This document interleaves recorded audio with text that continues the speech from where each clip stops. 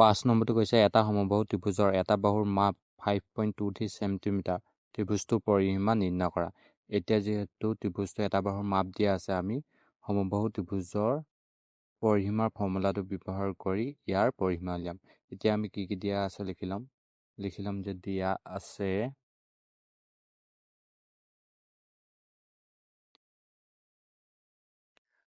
এটা সমবাহু ত্ৰিভুজৰ বাহুৰ মাপ। আমি লিখি ল'ম যে এটা সমবাহু ত্ৰিভুজৰ বাহুৰ মাপ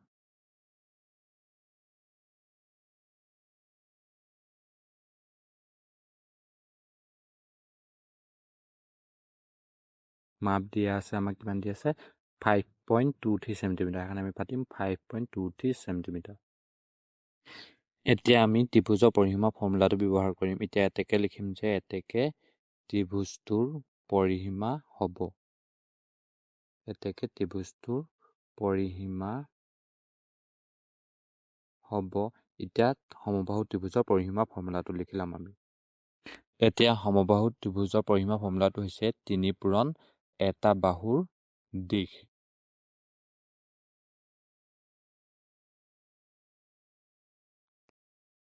এতিয়া আমি সমান চিনৰ তলত সমান চিন পাতিম।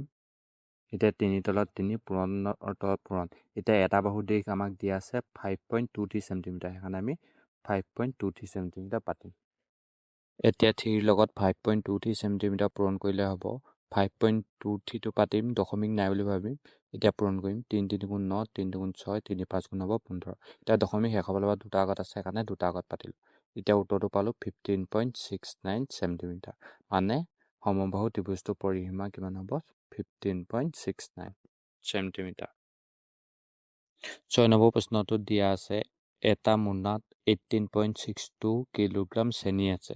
তেনেকুৱা 12খন মোনাত মুঠতে কিমান চেনি থাকিব নিৰ্ণয় কৰা। এতিয়া এটা মোনাত থকা চেনিখিনিৰ লগত যদি আমি 12টা মোনা পূৰণ কৰি দিওঁ, তেতিয়া আমি মুঠতে কিমান চেনি আছে ন পাম। মানে 18.625 কিলোগ্ৰামৰ লগত 12টো কি কৰিব লাগিব পূৰণ কৰিব লাগিব। তেতিয়া মুঠ কিমান চেনি আছে ন পাম। এতিয়া দিয়া আছে আমাক কি দিয়া আছে, এখন মোনাত চেনি আছে 18.625 কিলোগ্ৰাম। 18.625 কিলোগ্ৰাম। এতেকে তেনেকুৱা 12খন মোনাত মুঠতে চেনি থাকিব। এতেকে তেনেকুৱা 12খন মোনাত মুঠতে চেনি থাকিব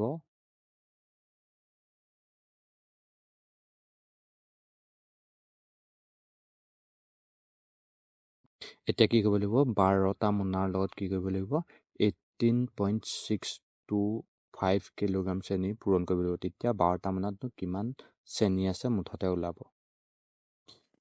এতিয়া 18.625ৰ লগত আমি যদি 12 পূৰণ কৰোঁ তেতিয়া হ'ব, এতিয়া 2 5 গুণ 10 শূন্য অকলিব 1, 2 2 গুণ 4 1 হ'ব 5, 2 6 গুণ 12, 12 2 বহিব অকলিব 1, 2 8 গুণ 16 অকলাকে 17 7 অকলিলে 1, 2 গুণ 2 1 হ'ব 3, 1 5 গুণ 5, 1 2 গুণ 2, 1 6 গুণ 6, 1 8 গুণ 8 আৰু 1 1 গুণ 1। এতিয়া এইকেইটা যোগ কৰিব লাগিব। এতিয়া শূন্য থাকিব 5 5 10 শূন্য অকলিব 1, 2 2 4 অকলাকে 5 হ'ব, 7 6 13, 13 3 উকলিব 1, 8 3 11, 11 1 হ'ব 12, 12 2 উকলিব 1, 1 1 হ'ব 2। এতিয়া যিহেতু অংকটোত দশমিক 3টা আগত আছে, আমি সেইকাৰণে শেষৰ ফালৰ পৰা 3টা আগত দশমিক দিম। এতিয়া উত্তৰটো ওলালে 223.500। আৰু যিহেতু দশমিকৰ পাছত একেবাৰে শেষত শূন্য দুটা আছে, আমি সেই শূন্য দুটা নাপাতিলে হ'ব। এতিয়া পাতিম 223.5 পাতিব লাগিব। মানে 12খন মোনাত মুঠতে 223.5 কিলোগ্ৰাম চেনি থাকিব। 7 নম্বৰটো কৈছে এখন গাড়ীয়ে 1 লিটাৰ পেট্ৰলেৰে 18.24 কিলোমিটাৰ দূৰত্ব অতিক্ৰম কৰে। 7.6 লিটাৰ পেট্ৰলেৰে গাড়ীখন কিমান দূৰ অতিক্ৰম কৰিব নিৰ্ণয় কৰা। এতিয়া যিহেতু 1 লিটাৰ পেট্ৰলেৰে 18.24 কিলোমিটাৰ অতিক্ৰম কৰে, তেতিয়াহ'লে 7.6 লিটাৰৰ লগত যদি আমি 18.24 কিলোমিটাৰটো পূৰণ কৰি দিওঁ, তেতিয়া 7.6 লিটাৰ পেট্ৰলে কিমান দূৰনো অতিক্ৰম কৰিব পাৰিব গাড়ীখনে ওলাব। এতিয়া প্ৰথমতেনো কি কি দিয়া আছে আমি লিখি ল'ম। এতিয়া লিখি লৈছোঁ যে দিয়া আছে গাড়ীখনে 1 লিটাৰ পেট্ৰলেৰে অতিক্ৰম কৰে 18.24 কিলোমিটাৰ। গাড়ীখনে 1 লিটাৰ পেট্ৰলেৰে অতিক্ৰম কৰে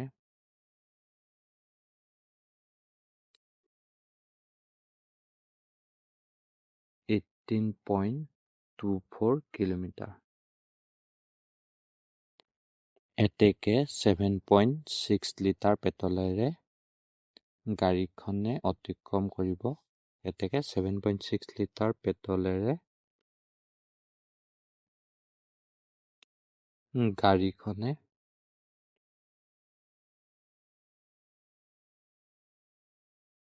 অতিক্ৰম কৰিব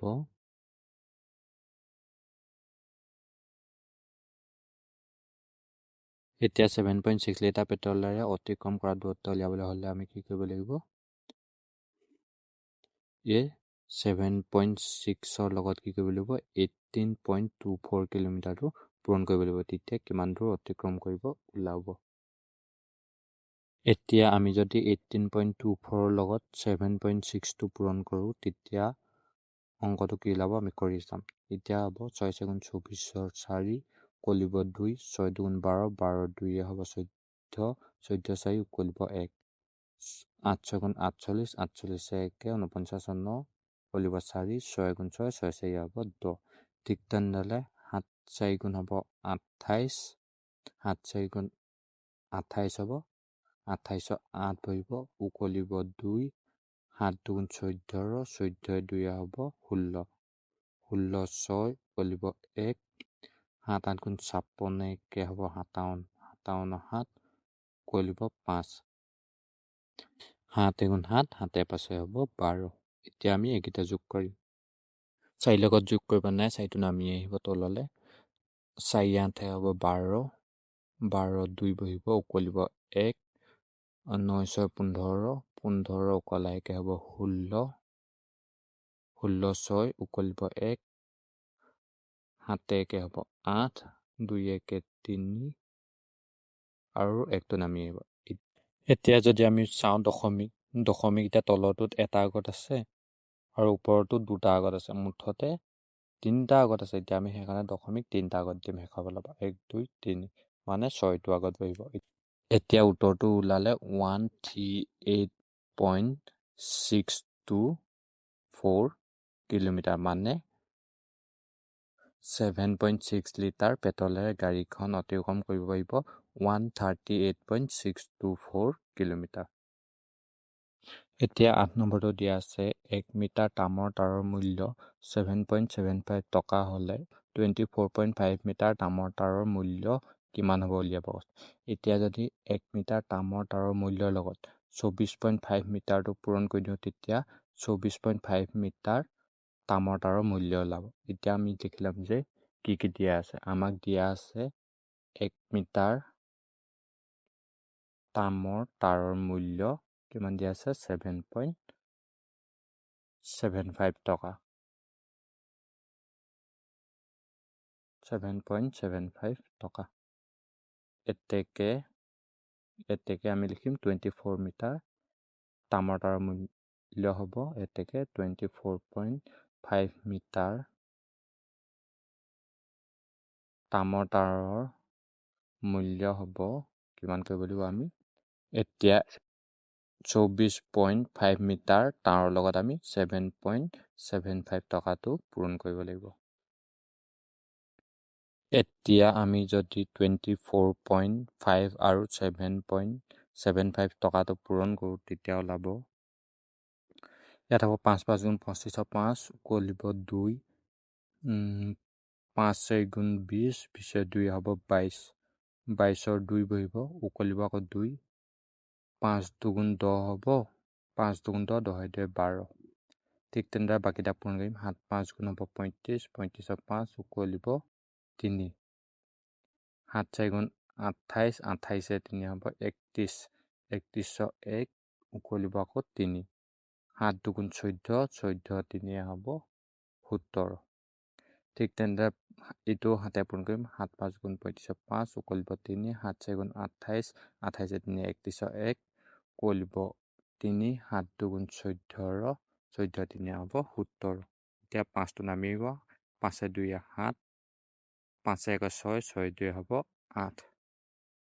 তাৰপিছত 1 7 8, 8 1 9। ঠিক তেনেদৰে 1 7 8 আৰু 1টো নামি আহিব। এতিয়া যিহেতু দশমিক ইয়াত এটা আগত, ইয়াত দুটা আগত আছে, তেতিয়াহ'লে আমি মুঠতে 3টা আগত আছে, সেইকাৰণে শেষৰ ফালৰ পৰা 3টা আগত দশমিক দিম। এতিয়া উত্তৰটো ওলালে 189.875। এতিয়া আমি ইয়াত লিখি দিম যে 189.875 টকা, মানে কি হ'ব 24.5 মিটাৰ তামৰ তাৰৰ মূল্য হ'ব 189.875 টকা।